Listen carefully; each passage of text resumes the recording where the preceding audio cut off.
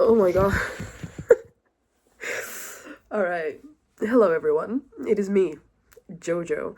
I am back to tell you what has been making the rounds inside my head. Now, today's topic. Today's topic is something that I am really passionate about because I hate being perceived. And lately, I have been perceived quite a lot by people who I wouldn't want to be perceived by. Not talking about social media, I'm talking about like my personal life. I have to, go to the doctors a lot. And when you look like I do and you go to the doctors, they usually assume a lot of things instead of like asking you or giving you a chance to explain what's been going on. And it's just kind of like annoying because you're like, I'm here because I sprained my wrist. Not really, not a real situation, but I'm here because I sprained my wrist. Oh my god, you should totally diet. Thank you so much. What's wrong with my wrist? In any case, this has been happening quite a lot, just being, unrelated to whatever I am, being ailed with at the time. They're just suggesting a lot of other things. I will probably in the future, when the situation is a bit more stable, just make a video of it. I'm still alive, I'm still good. It's just been a little bit hard to think about anything else than this. So I have decided to resort to the OG thing that has always bothered me, which is being perceived. If you know me, and we have talked for more than like 4 hours total, you probably know that I hate the idea of being perceived. You probably know that I hate the idea of people just noticing little things about me, big things about me. But at the same time, I crave it. I crave that someone's like, oh my god, I thought of you because you like this band a lot. And I'm like, oh my god, thank you. But at the same time, how do you know? How much time have you spent perceiving me? You owe me money now.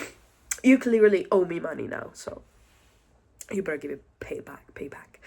I'm just kidding, but I am a Substack writer wannabe because I've written 2 texts total. One of them was one that I thought about in the beginnings of my year, I guess. And the other one was a little bit later when I wrote about being perceived and how that just doesn't sit right with me. The fact that you have the power of perceiving me. But I also am someone who is a perceiver by nature. Like, I perceive people. I like to pay attention to what people are not, what people like, what people don't like. I am someone who is a space noticer. By that I mean, if I enter a room, I am noticing. I am very good at picking up on subtle clues. I'm an observer, Even if we don't know each other that well, I would probably know that you're not in the mood to talk to me or to talk to anyone. Doesn't have to be me, because I'm not being perceived by you, clearly. Anyway, I personally have always struggled with that because in my mind I don't have a clear idea of who I really am. And I remember the first time that this struck me was when my friend Charlie, I mention him a lot, but it's because he's one of the most important people in my life. I went to visit him in France with my other friend Chris. We tried to do a few TikTok trends and stuff like that, but I didn't really blog, even though they gave me their permission. I just was more focused on enjoying. But I will add maybe a few pictures of my trip to France. Especially probably what I ate, because I really like food. In any case whatsoever, he made a starter pack for me. He was making one for Chris as well, but he made one for me, and I was like, this is so accurate. This is exactly who I am. How did you notice? And he gave me an actual fucking mental breakdown. The fact that he knew exactly who I was.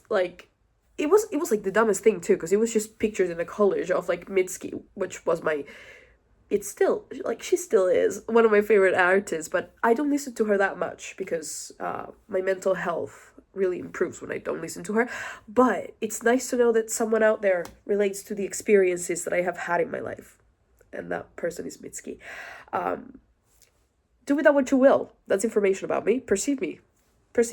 Anyway, Mitski, Monster. Because I used to drink energy drinks like every day. I have since quit and I haven't drunk an energy drink since I left my work. So it's like 5 to 6 months now. Wow, 5 to 6 months unemployed. Love that. Anyway, I quit, but that was one of my defining characteristics. Everybody knew that you would find me listening to Mitski with a monster in my hand, and just, he also captured my dress style at the time, because now it has shifted. I used to have very short curly hair, like a mullet, and like the piercings were still there, but I would never be caught dead with stars in my hair, which, by the way, they look super cute. I was just a lot edgier back then, and he captured that perfectly. Like, he captured my tote bag.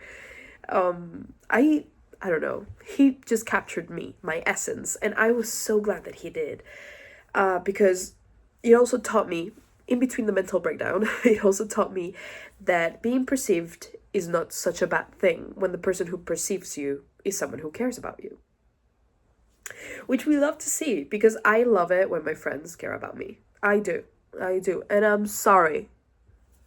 Deal with it.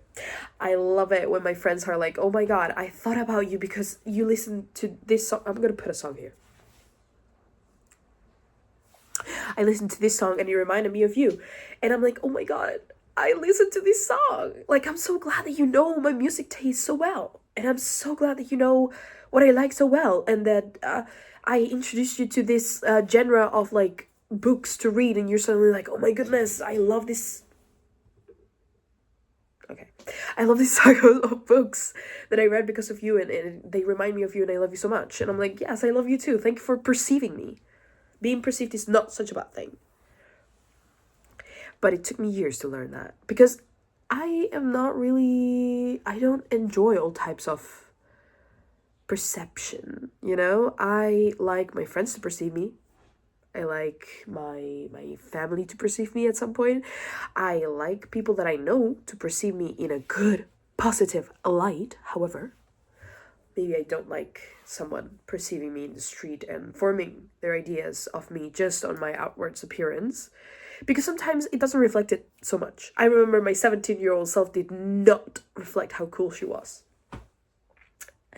Now I do. Now I do. Because I learned how to dress myself the way that I like to dress. So that's cool. And stuff. Okay. In any case, being perceived is not such a bad thing. I like being perceived now. I think that's why I'm at peace with putting myself on the internet like this and just blasting my opinions a little bit. Anyway, so yeah, like I was saying, sometimes being in the vicinity of other human people and trusting in them and seeing how they react to the things that you like, and not being ashamed of whatever you like, is positive, and we love it.